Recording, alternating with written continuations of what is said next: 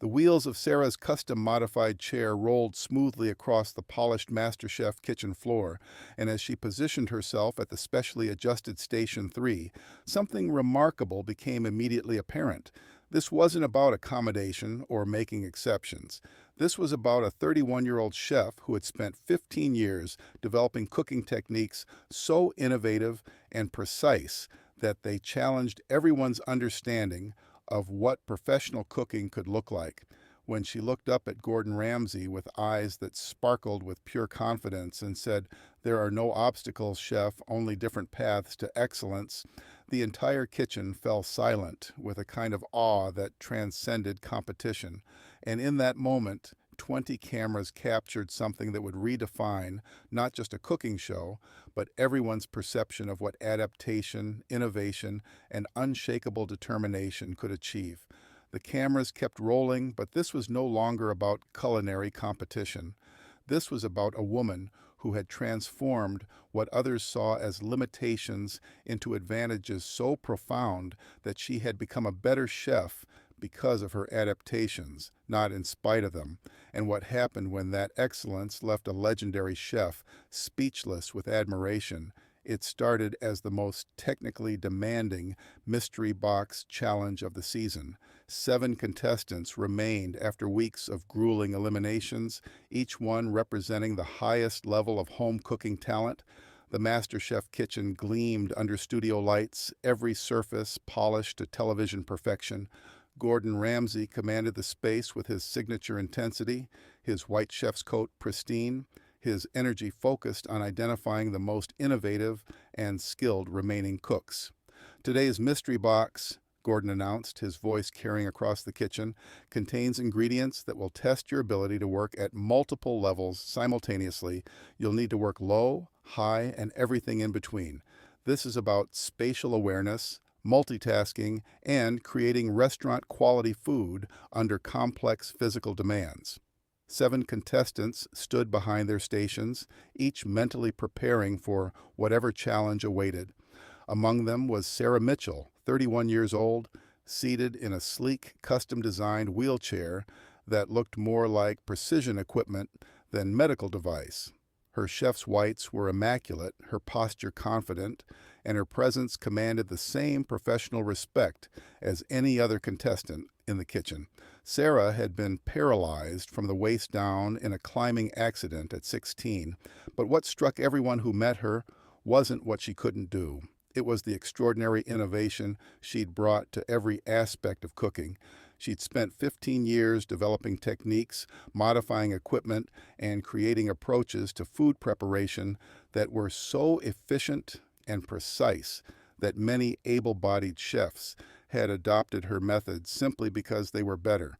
The show's production team had made minimal modifications to her station, lowering some counter heights and ensuring clear pathways, but Sarah had insisted that the challenge remain exactly the same for everyone. She wasn't looking for accommodations. She was looking for the chance to show what excellence looked like when approached from a completely different perspective. "Lift your mystery boxes," Gordon commanded. 90 minutes to create a dish that showcases technical precision across multiple cooking levels. Your time starts now. 6 contestants immediately dove into their boxes, grabbing ingredients with obvious strategies in mind.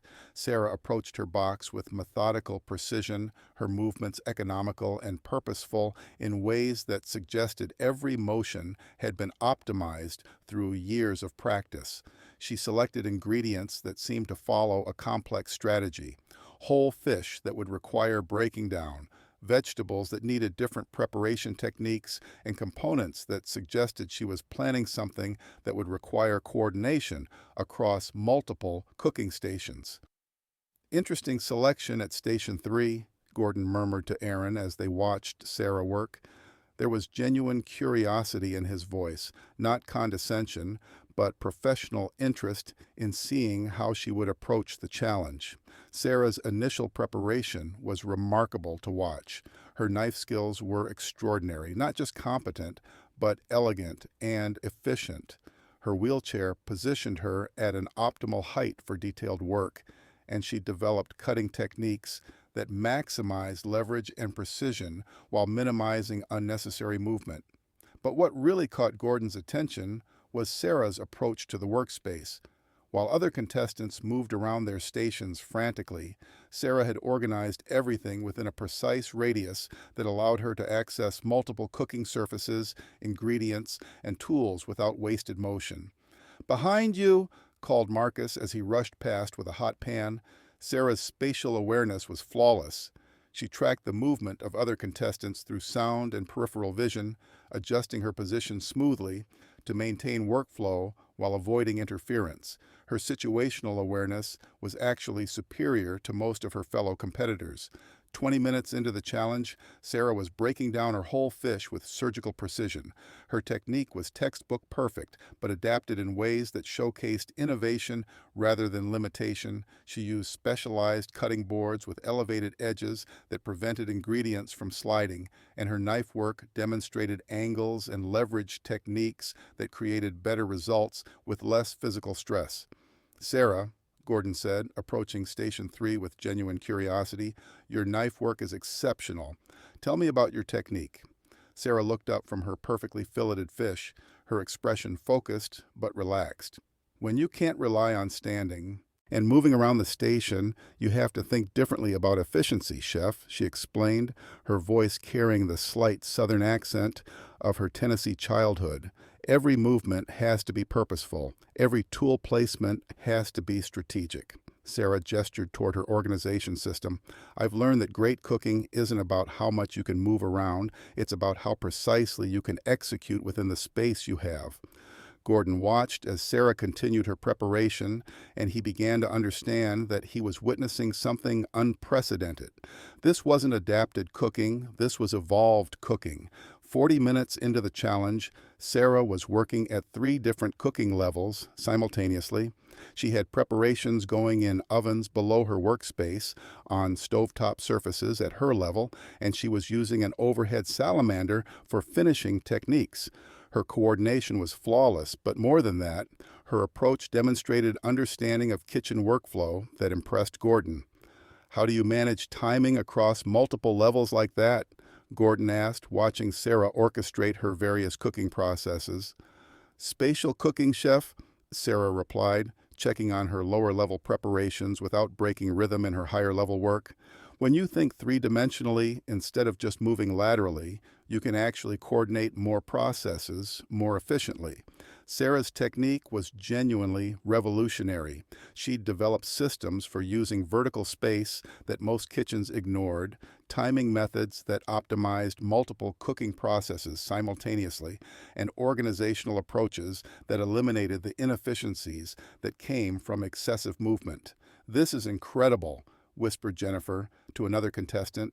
"She's not just cooking differently, she's cooking better than most of us." Indeed, Sarah's approach was producing results that seemed to surpass what traditional methods achieved. Her proteins were cooking more evenly because her monitoring systems allowed for more consistent attention. Her vegetables showed perfect texture because her timing coordination was more precise. Her sauces demonstrated better development because her multitasking allowed for more careful temperature and consistency management. 30 minutes remaining, Gordon announced. Sarah began her final preparation phase, and this was where her unique approach truly shone. While other contestants were running between different areas of their stations, Sarah was executing complex finishing techniques from a centralized position that allowed her to maintain perfect control over every element of her dish. Her plating preparation was remarkable. She'd arranged her components and tools in geometric patterns that created optimal workflow. Every sauce, every garnish, every element was positioned to allow for seamless final assembly. 15 minutes remaining. Sarah began plating her dish, and what Gordon witnessed challenged every assumption he'd held about kitchen efficiency. Her movements were balletic in their precision, economical, graceful, and resulting in plating that looked like artwork. She was creating height and dimension on her plates using techniques that showcased her understanding of visual composition. Her garnishing showed precision that spoke to years of developing fine motor control to extraordinary levels. The final presentation looked like it belonged in the finest restaurants in the world. 5 minutes, start thinking about final touches.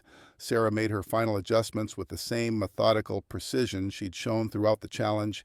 Every element was positioned purposefully, every sauce was applied with geometric accuracy, every garnish was placed with artistic intent. Time. Hands up. Step back. Sarah rolled back from her station to reveal a dish that looked like it belonged in a Michelin-starred restaurant.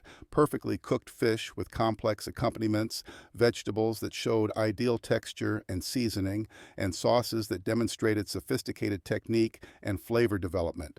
The judging began, and Gordon approached Sarah's station with the other judges. Even before tasting, it was clear that something exceptional had been created through methods that defied conventional kitchen wisdom. Gordon cut into Sarah's fish, perfectly cooked throughout, with skin that crackled audibly and flesh that showed ideal texture. The vegetables maintained their individual characters while contributing to a harmonious whole. The sauces showed balance and complexity that spoke to deep understanding of flavor development. Gordon took his first bite and his expression changed immediately. The flavors were extraordinary, but there was something else.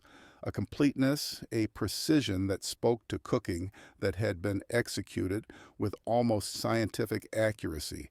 Every element contributed to a whole that was greater than the sum of its parts. "Sarah," Gordon said, his voice softer than usual, "this is exceptional work. The technique is flawless, the flavors are beautifully balanced, and the execution shows a level of precision that I rarely see from professional cooks." Sarah waited attentively for Gordon to continue, her expression showing quiet confidence.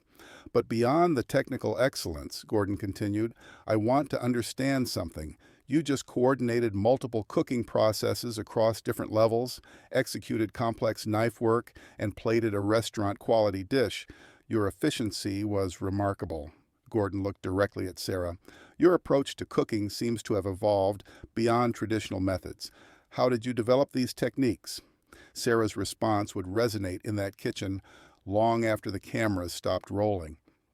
"Chef, when I was paralyzed at 16, I thought my dream of cooking professionally was over," Sarah said, her voice steady and thoughtful. "But what I learned was that being forced to rethink everything from the ground up actually made me a better cook." The kitchen was completely silent now, every person focused on Sarah's words. "When you can't rely on traditional movement patterns, you have to understand cooking at a deeper level," Sarah continued. "You have to think about leverage, about spatial relationships, about timing in ways that most cooks never consider." Sarah's expression grew more intense as she continued.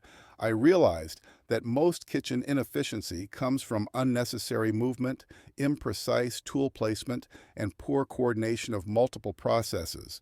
When you're forced to eliminate those inefficiencies, you discover that cooking can actually be more precise, more controlled, more excellent." That's when Sarah said the words that would stop the competition and change everything. "There are no obstacles, chef, only different paths to excellence. My wheelchair didn't limit my cooking, it revolutionized it." The silence that followed was profound. Several contestants were openly crying. Camera operators seemed moved by the raw wisdom and strength of Sarah's perspective. Gordon stared at Sarah for a long moment, processing not just what he'd heard, but what it meant about innovation, adaptation, and the nature of excellence itself. Behind the scenes, Gordon made a decision that was unprecedented in MasterChef history. "Sarah," Gordon said, his voice thick with emotion, "in 30 years of professional cooking, I have never encountered someone who has elevated cooking technique to the level you've achieved." Gordon stepped away from the judges' table and approached Sarah's station directly.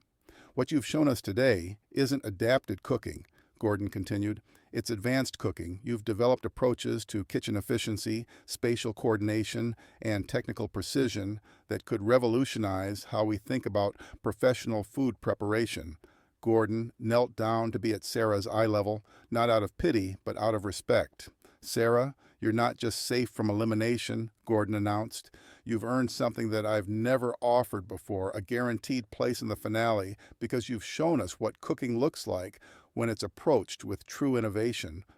The kitchen erupted in applause, but Gordon wasn't finished.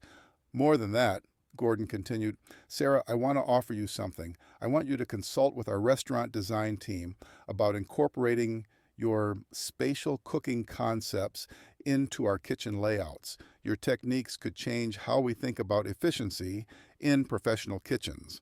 Sarah's composed expression finally showed emotion. Tears began sliding down her cheeks as she processed what Gordon had just offered. Thank you, Chef, Sarah managed to say. That means more than winning any competition. What happened next was unlike anything in MasterChef history. The other contestants abandoned their own concerns about advancement and surrounded Sarah, not with pity or awkward sympathy, but with genuine respect and admiration for someone who had just expanded their understanding of what excellence looked like.